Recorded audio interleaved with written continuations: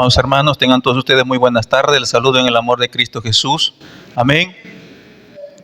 Muy bien, amados hermanos, vamos a tomar la palabra del Señor, las Escrituras, en el libro de Primera de Timoteo, capítulo 2, versículos del 5 al 7. Y vamos el día de hoy a continuar estudiando esta primera carta de Timoteo. Y vamos a lecturar honrando al Padre, al Hijo y al Espíritu Santo. Dice la Biblia: porque hay un solo Dios y un solo mediador entre Dios y los hombres, Jesucristo hombre, el cual se dio a sí mismo en rescate por todos, de lo cual se dio testimonio a su debido tiempo. Para esto yo fui constituido predicador y apóstol. Digo verdad en Cristo, no miento, y maestro de los gentiles en fe y verdad. Padre, en el nombre de Jesús te damos gracias porque nos das el privilegio de abrir las Escrituras, de leerla y de poder meditar en ellas, Señor. Te damos gracias porque tú nos has permitido, Señor, en este día reunirnos en tu casa de oración junto a nuestros hermanos para levantar un altar en tu honor, para traer nuestras alabanzas, nuestros ruegos, pero también, Señor, hemos venido a oír tu palabra, el consejo que tú tienes para nosotros. Te ruego me ayudes en este tiempo a poder compartir el mensaje con fidelidad y que todo tu pueblo en esta tarde sea edificado. Te ruego todo esto junto a mis hermanos, en el nombre de Jesús. Amén. Al Padre, al Hijo y al Espíritu Santo. Gloria a Dios, gloria a Dios, gloria a Dios. Fuerte las palmas al Señor. Bien. Bueno, también vamos a apoyarnos un poco, ya que tenemos varios versículos que ver el día de hoy. Vamos a apoyarnos bastante con la pantalla. Ahí van a estar saliendo los pasajes bíblicos. Así es que usted puede estar atento también por allí.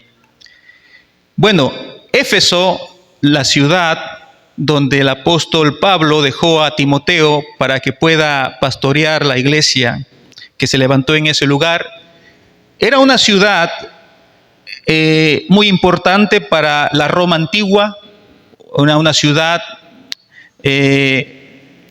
importante para el Asia Menor, y era conocida, entre muchas cosas, por su fuerte adoración a una diosa pagana de nombre Artemisa o Diana, quien tenía, esta diosa, un majestuoso templo que fue construido aproximadamente en el año 550 antes de Cristo y era una de las 7 maravillas del mundo antiguo. Gran parte de la industria en Éfeso estaba relacionada con este templo. Habían algunos artesanos que vendían pequeños templecillos de la diosa Diana e imágenes de ella para hacer negocio e incrementar de esa manera sus arcas. Diana o Artemisa era una deidad, era considerada la reina del cielo y representaba a la fertilidad, la virginidad y la protección durante el parto. Durante sus cultos a esta diosa, los sacerdotes realizaban sacrificios de animales y las sacerdotisas realizaban prácticas o actos inmorales. En esta ciudad pagana y con una fuerte idolatría, el evangelio llegó a través del apóstol Pablo. Y en su segundo viaje misionero, Pablo llega y se quedó en Éfeso por un espacio de 2 años, donde a través de la predicación del evangelio, muchos judíos y muchos gentiles empezaban a dejar sus prácticas idolátricas y paganas y venían de esa forma al conocimiento de la verdad. Cuando los seguidores de esta diosa pagana de nombre Diana, sus seguidores, se dieron cuenta de que Pablo estaba predicando el evangelio, estaba haciendo cambios en la ciudad con la palabra, estas personas armaron un disturbio no pequeño, que lo registra Lucas en Hechos, aunque no está esa parte en las diapositivas, pero permítame leerlo. En Hechos 19, versículos del 23 al 28, dice lo siguiente: hubo por aquel tiempo un disturbio no pequeño acerca del camino, porque un platero llamado Demetrio, que hacía de plata templecillos de Diana, daba no pocas ganancias a los artífices, a los cuales, reunidos con los obreros del mismo oficio, dijo, escuchen, varones, sabéis que este oficio obtenemos nuestra riqueza, pero veis y oís que este Pablo, no solamente en Éfeso, sino en casi toda Asia, ha apartado a muchas gentes con persuasión, diciendo que no son dioses los que se hacen con las manos. Y no solamente hay peligro de que nuestro negocio venga a desacreditarse, sino también que el templo de la gran diosa Diana sea estimado en nada y comience a ser destruida la majestad de aquella a quien venera toda Asia y el mundo entero. Cuando oyeron estas cosas, se llenaron de ira y gritaron diciendo, grande es Diana de los Efesios. Como vemos, hermano, no les pareció bien a los lugareños de Éfeso la predicación del evangelio, porque estaban perdiendo muchos adeptos. Muchas personas estaban saliendo de la idolatría, del paganismo, y se estaban convirtiendo al cristianismo. Pablo, pasado un tiempo, tuvo que dejar la ciudad de Éfeso para iniciar su tercer viaje misionero, pero lo maravilloso es que dejó establecido una iglesia. Esta iglesia debería luchar con la idolatría de Diana, con la inmoralidad que predominaba y con la codicia. Y para esto el apóstol Pablo dejó a Timoteo, el pastor que desarrollaría su ministerio pastoral con los hermanos de la iglesia en Éfeso. Y le dijo Pablo a Timoteo que enseñara a la iglesia sobre la verdad del evangelio, y esa verdad que Dios desea es que todos los hombres sean salvos por medio de la predicación del evangelio. Y de eso se trata nuestro sermón de hoy. Nuestro sexto tema de nuestra serie tiene como título Tres grandes verdades. Tres grandes verdades, hermano, que la iglesia debe conocer, y que no solamente debe conocer, sino que debe de predicarla. Continuemos observando las instrucciones, como lo dijimos la semana pasada, a partir del capítulo número 2. A partir del capítulo número 2 de Primera Timoteo en adelante, vienen una serie de instrucciones que la Biblia, o Pablo, inspirado por el Espíritu Santo, deja a todos los cristianos. Y dentro de esas instrucciones, el día de hoy veremos aquellas instrucciones que apuntan con las verdades relacionadas a la salvación. Verdades relacionadas a la salvación. Y tenemos tres grandes verdades. La primera es la existencia de un solo Dios. Esa es la primera gran verdad. La existencia de un solo Dios. La segunda verdad, o gran verdad, es la existencia de un solo mediador. Y la tercera gran verdad, hermanos, es la existencia de un rescate.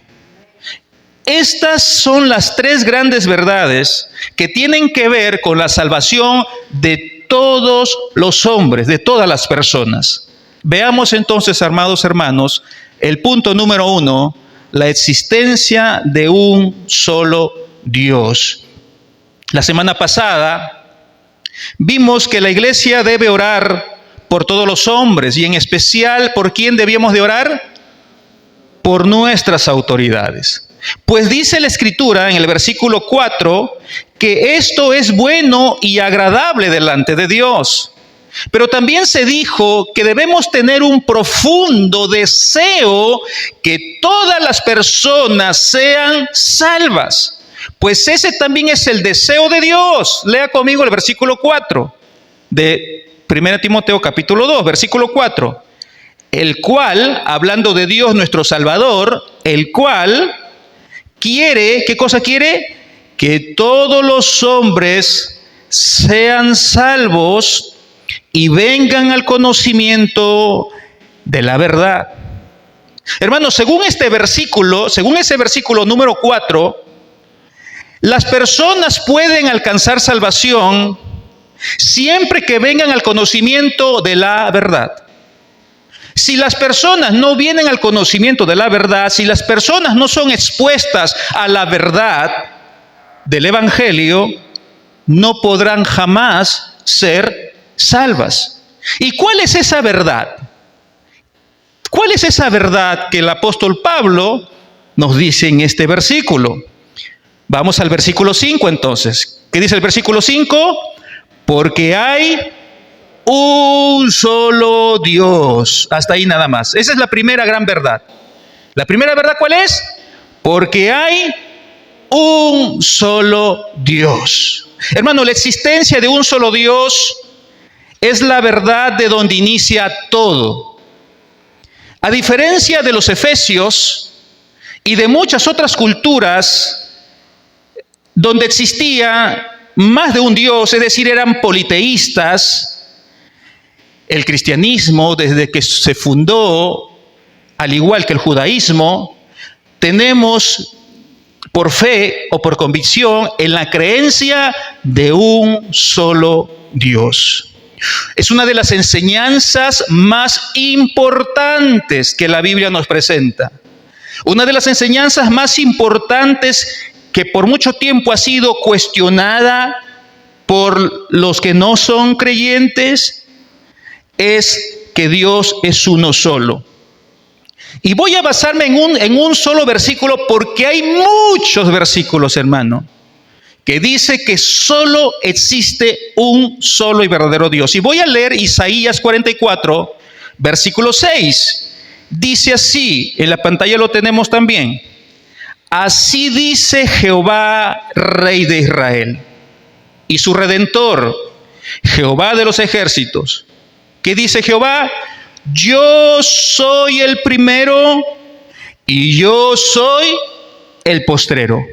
Y fuera de mí no hay Dios, hermano. Este versículo niega rotundamente la posibilidad de que existan otros dioses. En los tiempos antiguos, como en nuestros tiempos de hoy, hermano, la corriente de este mundo nos enseña, aún en las escuelas y con fuerza en las universidades y centros superiores, a creer en la existencia de varios dioses. Nos enseñan a creer que son igualmente válidos el Dios de los cristianos como el Dios de los musulmanes o de los mahometanos, de los budistas o de los hindúes, etcétera. Si esto fuera verdad, existiría entonces muchos medios de salvación, ¿verdad? Pero eso no es lo que enseña la Sagrada Escritura. Existe solo un único y verdadero Dios en quien debemos creer para ser salvos. Y solo a Él debemos adorar. Si adoramos a otros dioses, nos volvemos idólatras. Y la idolatría es un pecado altamente aborrecido por Dios. La idolatría, usted sabe lo que es la idolatría, ¿verdad? La idolatría es la adoración a otro Dios o a ídolos. Y miren cómo lo presenta la Biblia cuando hablamos de los ídolos. En el Salmo 115, versículos del 3 al 9, dice lo siguiente. Salmo 115, versículo del 3 al 9 dice: nuestro Dios está, ¿en dónde? En los cielos. Todo lo que quiso, ha hecho. Verso 4. Los ídolos de ellos son plata y oro, obra de manos de hombres. Tienen boca, mas no hablan. Tienen ojos, mas no ven. Orejas tienen, mas no oyen. Tienen narices, mas no huelen. Manos tienen, mas no palpan. Tienen pies, mas no andan. No hablan con su garganta. Escuche, semejantes a ellos son los que los hacen y cualquiera que confía en ellos. Versículo 9, oh Israel, confía en Jehová, Él es tu ayuda y tu escudo. A su nombre. Amados hermanos, la idolatría en esencia implica dar adoración o un grado de importancia más alto que al único y verdadero Dios. Esto puede incluir objetos. La idolatría puede incluir adoración a ídolos como objetos, como personas, como ideas o filosofías, como cualquier otra cosa que se convierta en la base de tu confianza, en vez de poner nuestra confianza en Dios. Hermano, usted habrá visto, hay personas que adoran a hombres. ¿Ha visto usted eso? Hay personas que adoran a hombres. Hay personas que adoran a animales, los veneran. Hay personas que adoran a estatuillas, como las estatuillas de la diosa Diana. Hay personas que adoran, hermano, a cosas, a sus bienes inclusive. Adoran muchas otras cosas, ponen su confianza en esas cosas. Y eso es idolatría. Recordemos que cada ser humano, usted debe recordar esto, cada ser humano hemos sido creados para adorar. Hermano, no hay un ser humano, aún el ateo, aún el gnóstico, que dice que Dios no existe, ni para él, si hay o si no hay es igual. Pero no hay ser humano, criatura humana, que no sea un adorador. Todas las personas, creyentes o no creyentes, adoramos. El problema está en que por el pecado nuestra adoración ha sido distorsionada y ha sido llevada a otro tipo de objeto que no es Dios. Hermanos, Dios nos ha creado con un espíritu de adoración. Todas las personas quieren adorar. Por eso algunos adoran imágenes, como les he dicho, otros adoran animales, otros adoran, hermano, a sus propias riquezas, otros adoran a su estatus social, adoran su carrera, sus bienes y hasta se adoran a sí mismos. Pablo les dice a los corintios, huyan de la idolatría. Y sabe, hermano, Jesús de forma contundente en su última oración a su Padre antes de ir a la cruz, dijo lo siguiente en Juan 17:3, y esta es la vida eterna. ¿Cuál es la vida eterna? Que te conozcan a ti, el único Dios verdadero, y a Jesucristo, a quien has enviado. Hermano, Jesucristo, fuerte las palmas al Señor. Amado hermano, Jesucristo mismo dijo que existe un único Dios verdadero, el Padre, el único Dios. Por tanto, esta es la primera gran verdad para efectos de salvación, la existencia de un solo Dios. Esa es la primera gran verdad, hermanos, que el apóstol Pablo nos está presentando. La segunda gran verdad dice que existe un solo mediador. La existencia de un solo mediador. Esa es la segunda gran verdad. Y quiero para esto leer todo el versículo 5. Ahora vamos a leer todo el versículo 5 de 1 de Timoteo 2. Porque hay un solo Dios y un solo mediador entre Dios y los hombres, Jesucristo, hombre. Amén.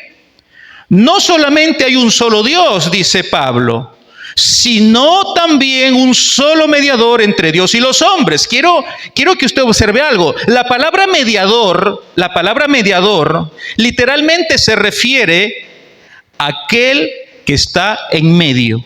Ese es mediador. La palabra mediador literalmente significa aquel que está en medio. Jesucristo voluntariamente ha tomado la posición de estar en medio entre el Dios ofendido y el pecador ofensor. Jesucristo está en medio ¿de quién? Entre el Dios ofendido por nuestras maldades y pecados y entre el hombre pecador. Pero está Jesús como un mediador con una finalidad. ¿Cuál es la finalidad? De llevar sobre sí mismo la ira de Dios para que el pecador no tenga que recibirla. Y de eso se trata el Evangelio. Amados hermanos, Isaías lo narra de la siguiente manera. En el capítulo 53 de Isaías, versículos del 5 al 6, lea conmigo lo que dice Isaías 53, versículos del 5 al 6. Mas Él herido fue por nuestras rebeliones. ¿Quién es Él? ¿Quién es Él? Jesucristo. Mas Jesucristo herido fue por nuestras rebeliones, molido por nuestros pecados. El castigo de nuestra paz fue sobre Él, y por su llaga fuimos nosotros curados. Todos nosotros, versículo 6, nos descarriamos como ovejas, cada cual se apartó por su camino, mas Jehová, ¿qué cosa hizo Jehová? Cargó en Cristo el pecado de todos nosotros. Hermano, Jesucristo está en medio entre Dios ofendido y el hombre ofensor. El apóstol Pedro, por su parte, en su primera carta, en el capítulo 2, versículo 24, agrega lo siguiente, primera de Pedro 2, 24, quien llevó él mismo. ¿Quién es el mismo? Jesucristo. Quien llevó Jesucristo mismo nuestros pecados en su cuerpo sobre el madero, para que nosotros, estando muertos a los pecados, vivamos a la justicia, y por cuya herida fuisteis sanados. Hermano, Jesucristo como nuestro mediador logró que nosotros, hombres miserables, pecadores, nos volvamos en amistad y nos reconciliemos con su Padre, con el Dios eterno. Pero no solamente Jesucristo nos coloca como mediador no solamente nos coloca en una correcta relación con Dios, sino que también Jesucristo nos lleva al conocimiento de la verdad. Hermanos, es Jesucristo y no un hombre. Es el Dios hombre llamado Jesucristo quien nos da el conocimiento de Dios.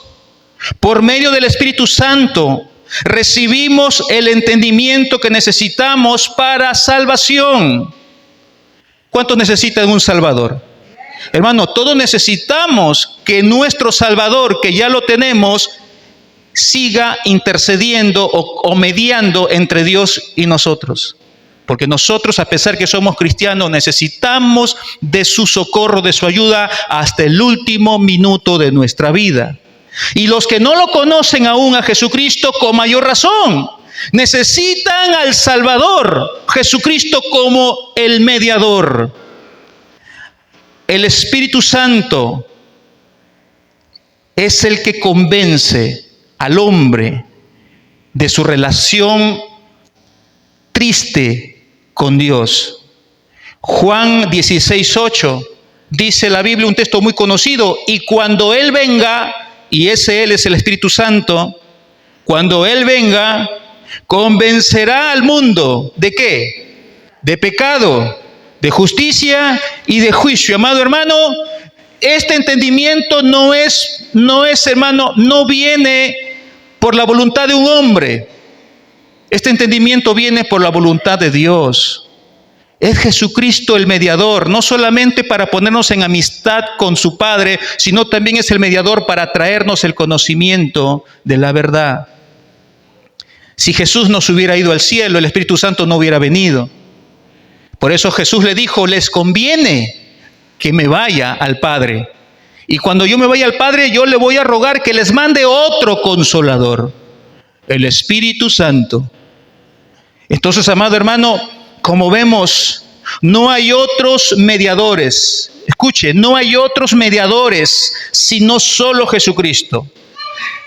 Las personas no pueden jamás acercarse a Dios a través de los ángeles. Escuche, ningún ser humano se puede acercar a Dios a través de los ángeles o a través de santos o ni tampoco a través de María. ¿Verdad que no? ¿Verdad que no nos podemos acercar a Dios a través de la Virgen María, ni a través de ningún santo, ni a través de los ángeles? No, el único camino, la única verdad y la única vida que necesitamos abrazar para acercarnos al Padre es Jesucristo. Él es el único mediador entre Dios y los hombres y no hay más. Así es que, amado hermano, dos grandes verdades el apóstol Pablo nos presenta: la existencia de un solo Dios, la existencia de un solo mediador, y lo tercero es la existencia de un rescate. La existencia de un rescate. Vamos a leer el versículo número 6 de Primera a Timoteo. Versículo 6, Primera Timoteo 2, dice, el cual, hablando de Jesucristo, recuerden, hablando de Jesucristo, el cual se dio a sí mismo en rescate por todos, de los cuales se dio testimonio a su debido tiempo. Amén. Esta es la tercera gran verdad que Pablo instruye a Timoteo, para que a su vez Timoteo, el pastor Timoteo, enseñe a la iglesia en Éfeso la necesidad de un rescate para que se produzca la salvación de los pecadores. Hermanos, el versículo 6 dice que Jesucristo se entregó a sí mismo en rescate por todos. Amén. Jesucristo se entregó a sí mismo en rescate por todos. Los pecadores debían ser rescatados entonces. Mire, hermano, qué interesante. Los pecadores debían ser rescatados. Usted y yo, como pecadores no arrepentidos que antes éramos, necesitábamos ser rescatados. Y usted se preguntará, ¿pero de qué debía ser rescatado? Bueno, quiero que me preste mucha atención, porque esto es importantísimo también. La Biblia presenta a un Dios santo y justo. Amén. Que aborrece el pecado y al que peca. Lo voy a repetir. Ese Dios que es santo y justo aborrece el pecado y aborrece al que peca. Eso de que Dios ama al pecador y aborrece su pecado, esa es una mentira.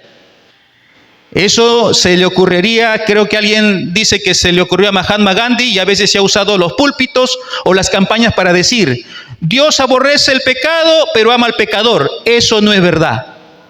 Dios aborrece al que peca como su pecado. Lo aborrece. Por ende, hermano, Dios no tendrá por inocente al culpable. Dios no se casa con nadie, hermano. A Dios nadie le puede quebrar la mano. ¿Usted me entiende, no? A Dios, hermano, nadie le puede engañar.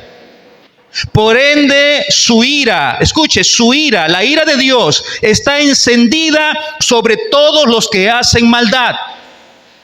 ¿Habrá alguna persona en esta tierra bueno? Nadie, hermano. Absolutamente nadie es bueno en esta tierra. Y Jesús me acuerdo cuando se entrevistó con el joven rico le dice a Jesús, Maestro bueno, ¿qué debo hacer para ser salvo? Y usted conoce la respuesta de Jesús. Jesús le dijo al joven rico, joven, ¿por qué me llamas bueno? El único bueno está arriba, a su nombre. Y en el libro de Romanos, capítulo 3, dice que no hay bueno ni siquiera uno, nadie es bueno. Hermanos, entonces yo quiero que usted lea conmigo el Salmo 5, Salmo 5, versículo 4 al 6. El Salmo 5, versículos del 4 al 6 dice, escuche, ahí lo puede leer también, porque tú no eres un Dios que se complace en la maldad. El malo, escuche, no habitará junto a ti. Los insensatos no estarán delante de tus ojos. Aborreces a todos los que hacen iniquidad. ¿Cuántos han hecho iniquidad, hermano? Todos hemos hecho iniquidad. O sea, Dios nos aborrecía. Y digo nos, tiempo pasado.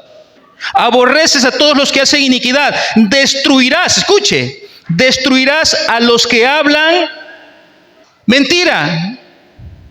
Al hombre sanguinario y engañador, ¿qué dice? Abominará Jehová. Y si usted lee el capítulo 7, versículo 11, ahí nomás dice, Dios es juez justo. ¿Y cómo está Dios? Y Dios está airado. ¿Contra quién? Contra el impío, contra los pecadores, todos los días. Todos los días, hermano. Romanos 1:18. Romanos 1:18 dice, porque la ira de Dios se revela desde el cielo contra toda impiedad e injusticia de los hombres que detienen con injusticia la verdad. Segunda Tesalonicenses 1, del 6 al 9. Porque es justo, escuche, es justo delante de Dios pagar con tribulación.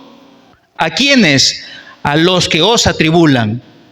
En otras palabras, a las personas que te tratan mal, amado hermano, a las personas que te están causando daño. La Biblia dice que es justo delante de Dios que esas personas malas, que no se arrepienten, que están haciéndote daño, reciban tribulación. Ellos reciban tribulación. Y a vosotros, que eres atribulado, que está siendo perseguido, que está siendo quizás dañado por las personas malas, daros reposo con nosotros, es decir, traerte paz. ¿Cuándo? ¿Cuándo va a ocurrir esto? Cuando se manifieste el Señor Jesús. ¿Desde dónde?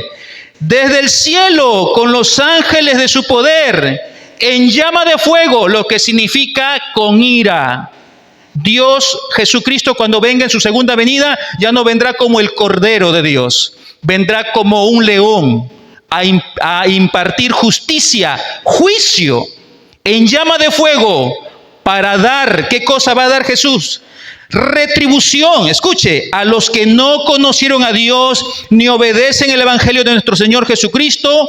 Y aquí viene lo terrible, los cuales, estas personas, sufrirán pena de eterna perdición. ¿Por qué? Porque estarán excluidos, separados, alejados de la presencia del Señor y de la gloria de su poder, a su nombre. Hermano, esto es una mala noticia. Esto nos debe de causar tristeza, dolor. Porque las personas que hasta el final de sus vidas en esta tierra no se arrepientan, hermano, lo que les espera no es nada alentador.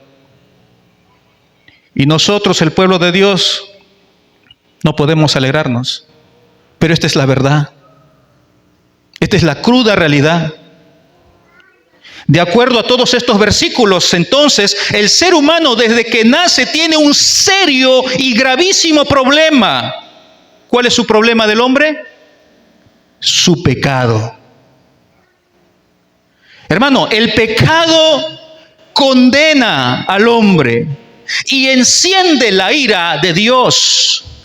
Y de esa ira debemos ser rescatados. El pasaje de Timoteo dice, el cual se dio a sí mismo en rescate por todos. ¿De qué Jesucristo nos viene a rescatar entonces? De la ira de Dios. De la ira de Dios. Amados hermanos, es aquí donde no solamente vemos al Dios santo y justo, sino también vemos al Dios misericordioso. Si usted lee conmigo el versículo de Timoteo, el versículo 3 y 4, versículo de 1 Timoteo 2, 3 y 4, si usted lee conmigo, se va a dar cuenta que Dios es un Dios de misericordia, porque verdaderamente Él no desea la muerte del impío, sino lo que Él desea es que todos los hombres sean salvos. Versículo 3, porque esto es bueno y agradable delante de Dios nuestro Salvador, el cual quiere, versículo 4, que todos los hombres sean salvos. ¿Qué quiere Dios, hermano? Que todas las personas se salven, pero arrepintiéndose y viniendo por ende al conocimiento de la verdad. Si la palabra de Dios, que es la verdad que el impío necesita escuchar, no es predicada, ¿cómo se salvarán? Jesucristo, hermano, se entregó a sí mismo para rescatarnos. Él decidió ir a la cruz y morir. Este sacrificio fue aceptado por su Padre para perdonar nuestros pecados y recibir sin merecerlo salvación y vida eterna. La salvación que usted tiene y la vida eterna, hermano, no le costó a usted nada. Todo le costó a Jesucristo. Por eso la salvación es un regalo de Dios, que lo recibimos mediante la fe en Jesucristo. No es por obras, para que nadie se gloríe. Quiero por favor que leamos Filipenses capítulo 2, versículos del 6 al 11. Filipenses, ahí lo tenemos, Filipenses capítulo 2, versículos del 6 al 11, y dice la Biblia lo siguiente. Dice, el cual, hablando de Cristo Jesús, el cual, siendo en forma de ¿qué? De Dios, no estimó el ser igual a Dios como cosa que aferrarse, sino que se despojó a sí mismo, tomando forma de siervo, hecho semejante a los hombres, y estando en la condición de hombre, se humilló a sí mismo, haciéndose obediente hasta la muerte y muerte de cruz, por lo cual Dios también le exaltó hasta lo sumo y le dio un nombre que es sobre todo nombre, para que en el nombre de Jesús se doble toda rodilla de los que están en los cielos y en la tierra y debajo de la tierra, y toda lengua confiese que Jesucristo es el Señor, para gloria de Dios Padre. Jesucristo es el Señor. Él es tu Salvador. Él te rescató. No fue por tus obras, no fue por un hombre, fue por el Dios mismo, hermano. Vemos la santidad de Dios, la justicia de Dios, pero también vemos al Dios misericordioso, que Él envió a Jesucristo para que tú y yo no tengamos, hermano, que sufrir la ira de Dios. Vemos entonces, hermano, que esa muerte expiatoria, esa muerte terrible de Cristo Jesús en Jerusalén, ahí en el Gólgota, se dio en el tiempo que el Padre mismo había decidido que fuese. No fue antes la muerte de Jesucristo, ni fue después del debido tiempo. Por eso Pablo dice en 1 Timoteo 2:6, por eso Pablo dice que ese sacrificio, ese rescate, se dio testimonio en su debido tiempo. Por eso, hermano, es que la muerte de Jesús no fue antes ni después del momento en que fue, hace 2000 años atrás. Estas tres grandes verdades, hermano, que apuntan a la salvación de todos los hombres, es lo que Pablo tenía como responsabilidad de comunicar a toda persona. Donde Pablo veía personas, donde Pablo veía, hermano, seres humanos, Pablo predicaba el evangelio. Pablo llegaba a cualquier ciudad y lo primero que hacía era entrar a donde se reunían los judíos o donde estaban los gentiles. ¿Para qué? Para que anuncie estas verdades. Sean reyes, como lo hemos visto en el versículo 1, por el cual nos piden que oremos, sean reyes, sean autoridades o cualquier persona en general, debían saber tres cosas: que existe un solo Dios, que existe un solo mediador y que existe un rescate del cual debemos ser salvados, o por medio del cual debemos ser salvados. Por medio de ese rescate debemos ser salvados. Por eso Pablo, en el versículo 7 de 2 de Timoteo, dice lo siguiente: para esto, dice Pablo, estamos terminando, para esto yo fui constituido predicador y apóstol. Digo verdad en Cristo, no miento, y maestro de los gentiles en fe y verdad. Pablo contaba con un triple ministerio. ¿Se da cuenta? Pablo contaba con un triple ministerio. Pablo era predicador. ¿Qué más era Pablo? Apóstol. ¿Y qué más era Pablo? Maestro. Y por medio de esos tres ministerios, Pablo procuraba cumplir la gran comisión que dejó Jesucristo. Quizá, hermano, no seamos predicadores, no seamos apóstoles, no seamos maestros, pero lo que sí somos, al igual que Pablo, es que todos somos ministros o servidores de Dios, ¿o no? Todos somos servidores de Dios. Y como servidores de Dios, todos tenemos un ministerio general. ¿Sabe cuál es ese ministerio? Segunda a los Corintios 5, 17 al 20. El ministerio de la reconciliación para cumplir la gran comisión. Segunda a los Corintios 5, del 17 al 20. De modo que, si alguno está en Cristo, ¿qué dice? Nueva criatura es. Las cosas viejas pasaron, he aquí, todas son hechas nuevas. Ojito, ojito. Como somos nueva criatura, escuche, a las nuevas criaturas que somos todos nosotros, la Biblia nos dice esto: que el que tú seas nueva criatura es una obra de Dios. Dice, y todo esto proviene de Dios. El que tú seas nueva criatura proviene de Dios. Y escuche, quien nos reconcilió consigo mismo por Cristo y nos dio, ¿qué nos ha dado Dios? El ministerio de la reconciliación. Así que usted no necesita ser maestro, ni apóstol, ni predicador. Basta con que usted haya nacido de nuevo y tiene un ministerio. ¿Cuál es ese ministerio? El ministerio de la reconciliación. Versículo 19. Que Dios estaba en Cristo reconciliando consigo al mundo, no tomándoles en cuenta a los hombres sus pecados, y nos encargó, dice Pablo, a nosotros, y por extensión a todos nosotros, la palabra de la reconciliación. Versículo 20. Así que, ¿qué cosas somos, hermanos? Embajadores en nombre de Cristo. Como si Dios rogase por medio de nosotros, os rogamos en nombre de Cristo, reconciliaos con Dios. Hermano, usted y yo tenemos esa gran tarea. Tenemos la gran tarea de reconciliar a las personas con Dios.